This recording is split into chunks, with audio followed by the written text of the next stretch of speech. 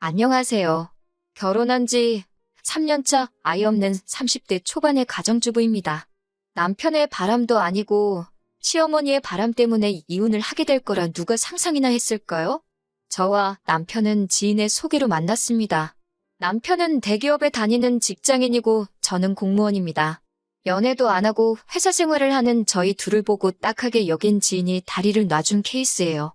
결혼을 생각하고 만난 건 아닌데 말도 잘 통하고 여러모로 잘 맞는 부분이 많아서 결혼까지 하게 되었습니다. 평생을 공직에 계셨던 아버지와 알뜰하신 어머니 덕분에 저는 부유하진 않아도 부족함 없는 유년 시절을 보냈습니다. 대학교 졸업 후엔 곧바로 공무원 시험에 합격도 했으니 정말 평범하고 무난하게 살아왔어요. 그런 저에 반해 남편은 어렵고 복잡한 가정 환경에서 자랐더군요. 시아버지는 건설 현장에서 일하시던 분인데 남편이 고등학교에 들어갈 무렵엔 허리를 크게 다치시면서 현장 일을 더는 하실 수 없게 되었고 그 이후로는 소일거리를 찾아 하시면서 약간의 돈을 버시고 계셨습니다. 그럼에도 불구하고 시어머니는 일하기를 싫어하시는 분이라서 고등학교를 졸업한 이후에는 남편이 집안의 가장 역할을 도맡아 했다고 했습니다. 운 좋게 대기업에 입사해서 능력을 인정받아 본사까지 갈 수 있었던 특이 케이스라고 할까요? 아무튼 다니는 회사가 대기업이라 연봉도 높은 편이고 그래서 딱히 재정적으로는 걱정이 없을 줄 알았지만 막상 결혼 이야기가 나오면서 서로의 재정 상태를 오픈했을 때 솔직히 좀 충격적이었습니다. 당시 남편이 대기업을 다닌 지 7년 차였음에도 불구하고 모아둔 돈이 거의 없었거든요. 하지만 돈이야 앞으로 같이 살면서 모으면 된다고 생각했기에 큰 문제로 느껴지진 않았네요. 상견례 당시의 일입니다. 집 문제도 그렇고 혼수와 예단은 어떻게 할 건지 저희 부모님께서 여쭤보셨습니다. 사실 저희 부모님은 어느 정도 남편 사정을 알고 계셨지만 그래도 어른들이 어떻게 생각하고 계신지 한번 이야기는 들어봐야 하지 않겠냐고 그러셨거든요. 시어머니께서는 너무나 당당하게 집을 사주실 거라고 하셨습니다. 저나 남편이나 생각지도 못한 이야기였기에 깜짝 놀랐지요. 그 이야기를 들으신 저희 부모님도 그렇게 해주시면 저희도 혼수와 예단은 집에 맞춰서 해서 보내시겠다고 그러시더군요. 그렇게 상견례를 마치고 이틀 뒤에 남편을 만났습니다. 남편 얼굴이 안 좋기에 무슨 일이라도 있냐고 물으니 집 때문에 그런다고 하더라고요. 그래서 무슨 일이냐고 못 해주신다고 그러시냐 물었더니 너무 어이없는 소리를 들었다고 하더군요. 시어머니 말씀이 남편더러 대출을 받아서 집을 사고 저희 집에다가는 그걸 시댁에서 사줬다고 하랬답니다. 그래야 당신 체면이 살고 저희 집에서 받을 거 다 받을 수 있다고요. 그 이야기를 듣는데 어이가 없어서 그럼 그 대출은 어떻게 갚으라고 하셨냐 물으니 그런 이야기는 없으시더래요. 한마디로 일단 저질러 놓으면 별 수 있냐 이거더라고요. 저는 그렇게는 안 된다고 했고 남편도 그럴 생각은 추호도 없다면서 월세로라도 시작하자며 미안하다고 하더라고요.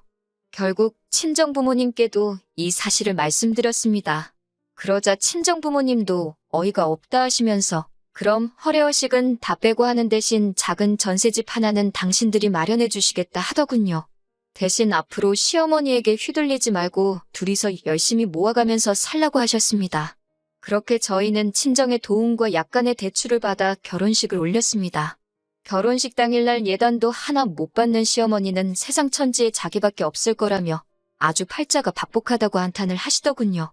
자기 아들 장가가는 날인데요. 어찌나 푸념을 늘어놓으시던지 들어오던 복도 달아나겠다 싶었습니다. 그래도 결혼식을 올릴 때까지 시어머니가 좀 특이하다고만 생각했지 이렇게 상식 밖의 행동을 하시는 분인지는 상상도 못했습니다. 시어머니는 주변 사람들을 무시하고 깔보기가 일쑤였습니다. 가짜 명품으로 온몸을 휘감고 다니시면서 마치 있는 집 사모님 행세를 하는 일이 취미셨지요. 같이 식당에 가면 일하는 사람들한테 어찌나 함부로 대하시는지 같이 앉아있는 제가 낯뜨거워 견딜 수가 없을 정도였습니다. 한 번은 다 같이 고깃집에 갔는데 특정 회사의 막걸리를 찾으시더라고요. 종업원이 없다고 하니까 팁이라며 1,000원을 주시고는 가서 사오라고 하는 거예요. 종업원이 이러지도 저러지도 못하고 쩔쩔매고 있기에 제가 다녀온다고 하니 종업원을 가리키며 손님을 위해 이런 일하라고 저런 것들이 있는 거라며 손님이 왕인 줄 모르냐고 저더러 가만히 있으라고 하시더군요. 종업원은 제가 보기에도 갓 20이나 넘었을까 싶은 어린 친구였어요. 결국 제가 종업원한테 미안하다고 가보라고 했더니 시어머니께서는 제가 당신을 사람들 앞에서 망신줬다면 난리를 치더군요. 결국 남편이 시어머니를 가게 밖으로 모시고 나갔고 저는 종업원을 비롯해 가게 사람들한테 소란을 피워 죄송하다며 몇 번의 사과를 해야만 했습니다. 뉴스에라도 나오는 거 아닌가 며칠을 걱정하며 보냈을 정도예요. 하지만 이뿐만이 아닙니다. 시어머니께서는 키워준 값을 해야 하지 않겠냐며 결혼 직후 저와 남편에게 금전적 요구를 해오셨습니다. 원래 저희는 결혼하고 1년 정도 신혼을 즐긴 뒤 아이를 가질 생각이었어요. 그런데 시어머니가 그 이야기를 듣더니 애 가지면 돈이 얼마나 많이 들어가는 줄 아냐면서 그러면 당신 노후는 어떻게 하냐고 일단 키워준 값부터 갚고 나서 애를 가지라고 하시더군요. 황당하고 어이가 없어서 말도 안 나와서 도대체 얼마를 갚아야 하냐고 물었더니 대기업 취직시켜서 보냈으니 돈 1억은 갚아야 하지 않겠냐고 하시더군요. 저도 남편도 그 말에 아무 말도 잊지 못하고 한마디 대답도 못하고 있는데 옆에서 시아버지께서 당신이 애들한테 해준 게 뭐가 있어서 그런 소리를 하냐며 저희 보고 신경 쓰지 말라고 하셨습니다. 시어머니는 시아버지께 잘난 거라곤 쥐뿔도 없으면서 어딜 나서냐고 매섭게 쏘아붙이시더군요. 그러자 시아버지도 돈 못 버는 당신이 죄인이라며 자리를 피하셨습니다. 그런 시아버지를 보니 마음이 너무 불편하고 속상했습니다. 사실 시아버지는 말수가 많지는 않으셨지만 그래도 늘 저희에게 더 해주지 못해 미안하다 하시고 지난 명절에도 남들 몰래 제 주머니에 10,000원짜리 3장을 찔러 넣어주시면서 얼마 안 되지만 맛있는 거라도 사 먹으라고 하실 정도로 저희를 챙겨주시는 분이시거든요. 아무튼 아버님께서 도와주신 덕분에 키워준 값 이야기는 다시 꺼내시진 않으시더라고요. 시어머니의 막말은 정말 상대를 가리지 않았습니다. 하지만 무엇보다 제가 시어머니에게 실망하고 그로 인해 남편과 이혼까지 결심하게 된 이유는 바로 시어머니가 바람을 피우고 있었기 때문입니다. 전셋집을 알아보던 당시 남편은 가능하면 시댁에서 멀리 가지 않았으면 좋겠다고 하더군요. 시아버지가 아무래도 허리가 안 좋으시니까 혹시 무슨 일이라도 있으면 바로 옆에서 챙겨드릴 수 있으면 좋겠다고요. 또 마침 시댁이 제가 일하는 곳과 가까운 편이라 굳이 싫다고 하기도 애매해서 그러자 했고 그렇게 시댁에서 한 15분 정도 거리에 전셋집을 구했습니다. 그런데 최근 들어 시어머니가 자꾸 저희 집에 오고 싶어 하시더라고요. 그리고 오시면 그렇게 제 가방이나 옷을 기웃거리시고 빌려달라 하시고 떼를 쓰시는 겁니다. 신우랑은 연을 끊고 사니 저를 딸처럼 생각하신다나요. 그 말을 고직 곧대로 믿지도 않았지만 그래도 또 빌려달라는데 싫다고 하기도 뭐하고 해서 너무 비싸지 않은 가방이나 스카프 같은 것들은 종종 빌려드렸습니다. 그리고 점점 그 빈도수가 잦아지고 있었어요. 그러다 언젠가부터 가끔 제 차도 빌려달라고 하시더군요. 아울렛에 가고 싶은데 차가 없어서 고생이라는 둥 가까운 데서 친구분들과 만나고 싶은데 버스 타고 어느 세월에 가냐는 식이었지요. 안 된다고 하니 그럼 데려다 달라고 하셨고 그건 더 귀찮아서 차라리 차를 빌려드린 건데 그게 화근이었을까요? 하루는 차 안에서 아저씨들이나 쓸 법한 선글라스를 주었습니다. 처음엔 시아버지 건가 생각해서 시댁에 간 날 시아버지께 선글라스를 찾았다며 돌려드렸어요. 그런데 시아버지께서 당신 물건이 아니라고 하시더라고요. 어머님이 제 차를 쓰신 다음 날에 차에서 찾았다고 말씀드렸더니 시어머니께서 약간 당황한 듯한 표정으로 아니라는데 뭘 그러냐며 당신이 버린다고 가져가시더라고요. 그때까진 저도 별로 대수롭지 않게 생각하고 있었어요. 그리고 한 이틀쯤 지나서 운전을 하고 있었는데 가벼운 접촉사고를 당했습니다. 그래서 블랙박스를 확인하게 되었는데 거기에는 생각지도 못한 대화 내용이 녹음되어 있었습니다. 시어머니와 어떤 남자분의 목소리였는데 기록을 보니 하루 이틀 있었던 일이 아니더군요. 대화 내용과 동선을 맞춰보니 둘이서 입에 담기도 민망한 곳도 가신 것 같았어요. 이 일을 남편에게 말을 해야 하나? 아는 척을 하는 게 맞나? 아니면 나만 가슴에 묻고 지나가면 되는 일 아닌가? 저 혼자 몇 날 밤을 고민하고 걱정했습니다. 그렇게 속절없는 날들이 지나던 중 주말이란 남편과 모처럼 영화관에 가려는데 시어머니로부터 전화가 걸려왔습니다. 받아보니 시아버지께서 갑자기 쓰러지셔서 병원에 와 있다고 하시더군요. 그래서 저희도 얼른 차를 돌려 병원으로 향했습니다. 시아버지는 집에서 뇌졸중이 와서 쓰러지신 것이었어요.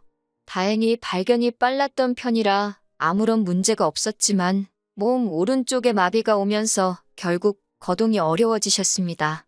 말로는 또 언제 위기가 올지 모르니 모든 가족들이 잘 돌봐드리라고 하더군요. 그때부터였습니다. 시어머니는 당신은 병수발 못 든다며 무조건 저에게 들라고 하더라고요. 다른 집들은 그런 일은 다 며느리가 한다면서 제가 벌어봤자 얼마나 버냐고 그럴 정신으로 시아버지나 돌보고 이참에 들어와 살림이나 하라고 하시더군요.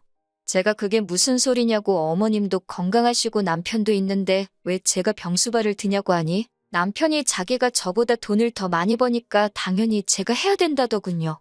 저는 말도 안 되는 소리들 좀 하지 말라고 일단 다들 이성적으로 생각을 해보자고 했습니다. 그리고 이튿날 시어머니가 저와 남편에게 할 이야기가 있다며 연락을 해오셨습니다. 시어머니는 시아버지와 헤어지고 새로운 사랑을 찾아 떠나겠다고 하셨습니다. 이른을 바라보는 분이 그렇게 말씀하시니 어이도 없고 기가 차더군요. 제가 그분이랑 새로 살림이라도 차리려고 하시냐니까 시어머니가 흠칫 놀라더군요.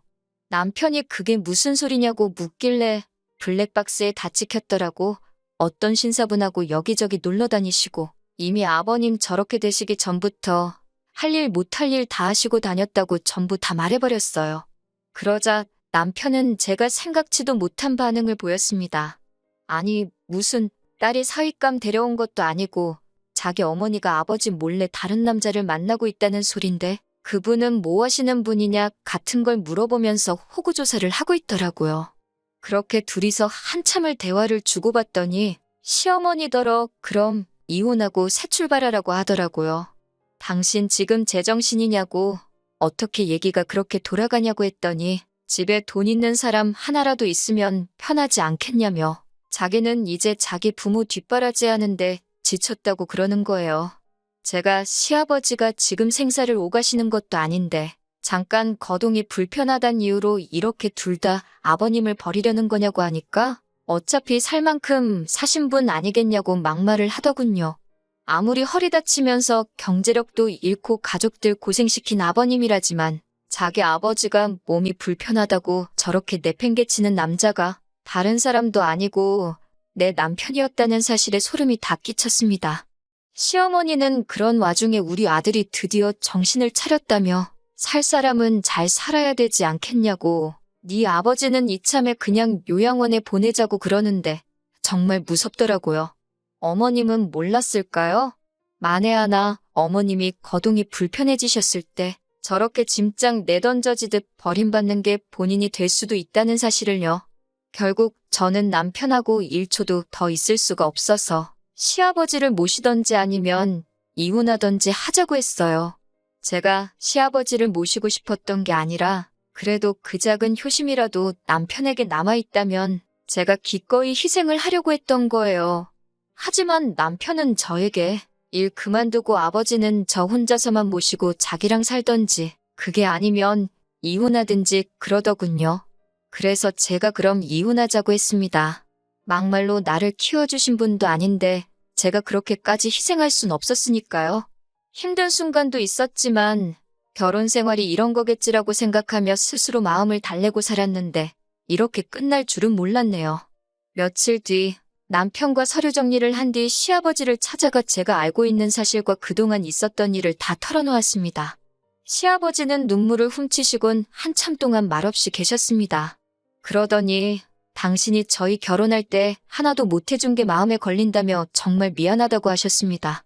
그러시곤 시아버지는 제 결정을 이해한다며 미안해하지 말라고 제 손을 꼭 잡아주셨어요.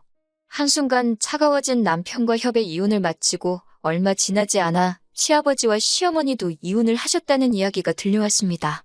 시어머니는 그 신사분과 살림은 합쳤지만 그쪽 자녀들이 크게 반대하여 호적에도 못 올라가고 그냥 살림만 해주는 형세인가 보더군요. 멍청한 남편은 돈 많다는 그 집안 아들이라도 될 줄 알았는지 잘 다니던 회사까지 때려쳐가지고 백수신세가 되었고요. 그 이후로는 제가 아주 다른 지역으로 옮겨가면서 관심 끊고 살았습니다. 그러다 1년쯤 지났을 무렵 모르는 번호로 전화가 걸려왔습니다. 받아보니 전 남편이더라고요. 전 남편은 시아버지가 돌아가셨고 서류 정리를 하다 보니 사망보험이 있는데 수익자가 저로 되어 있다면서 이게 무슨 일이냐고 묻더군요. 저도 금시초문이라 모르는 일이라고 하니 빨리 보험회사에 연락해보고 돈 내놓으라고 하더라고요. 황당하고 어이없었지만 무슨 일인가 싶어 남편 말대로 보험회사를 찾아가니 남편 말대로 제가 3천만 원을 받게 되어 있더라고요. 그 길로 곧장 변호사를 찾아 물어보니 이건 법적으로 제 돈이라고 나눌 필요가 없다고 하더군요. 하지만 아직까지 그 돈은 손도 못 대고 있습니다. 감히 쓸 수가 없더라고요. 만약에 제가 모셨다면 더 오래 살아 계셨을까 그런 후에 눈물만 자꾸 나네요.